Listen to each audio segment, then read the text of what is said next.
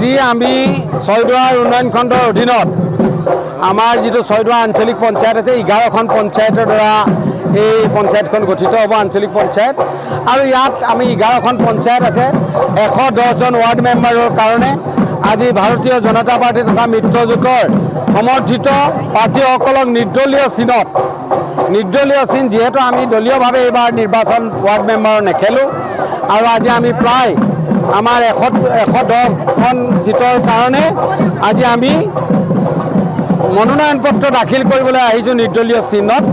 আৰু মই যিসকল ভাৰতীয় জনতা পাৰ্টিৰ সমৰ্থিত কাৰ্যকৰ্তা আছে মই বন্ধুসকলৰ লগত বৰঙাবাৰীৰ পৰা পদযাত্ৰা কৰি তেখেতলোকক শুভেচ্ছা জনোৱাৰ লগতে মনোনয়ন পত্ৰ দাখিল অনুষ্ঠানত ভাগ লৈছোঁ আৰু আমাৰ লক্ষ্য যে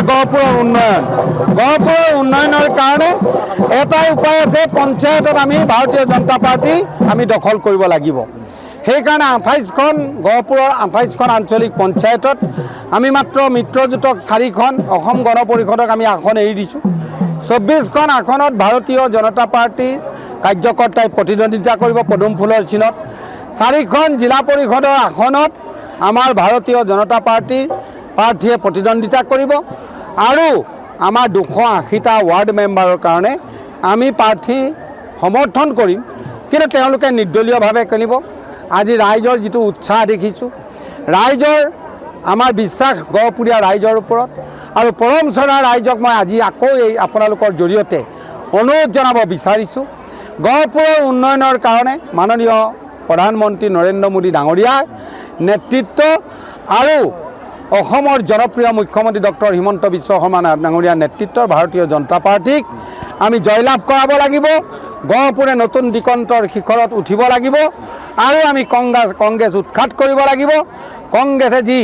পৰিয়ালকেন্দ্ৰিক ৰাজনীতি গহপুৰত সূচনা কৰিলে সেই পৰিয়ালকেন্দ্ৰিক ৰাজনীতি আমি নাইকিয়া কৰি এখন সৰ্বাংগ সুন্দৰ গহপুৰ সকলো জাতি জনগোষ্ঠীৰে নিৰ্মিত গহপুৰ সকলোকে সম অধিকাৰ দিয়া এখন গহপুৰ আমি নিৰ্মাণ কৰাৰ কাৰণে আজি ৰাইজৰ পৰা পঞ্চায়তৰ কাৰণে আমি আশীৰ্বাদ বিচাৰিছোঁ আমাৰ দৃঢ় বিশ্বাস গহপুৰবাসী ৰাইজে আমাক মৰম কৰিব আশীৰ্বাদ দিব আৰু আমাৰ 110টা ৱাৰ্ডত ৰাইজৰ আশীৰ্বাদত আমি একক সংখ্যাগৰিষ্ঠতাৰে আমি জয়লাভ কৰিম আৰু আমি 4খন জিলা পৰিষদ 28খন আঞ্চলিক পঞ্চায়ত আমি দখল কৰিম যিকোনো খবৰৰ বাবে যোগাযোগ কৰক 7099017330 লগতে 7099017110 নম্বৰত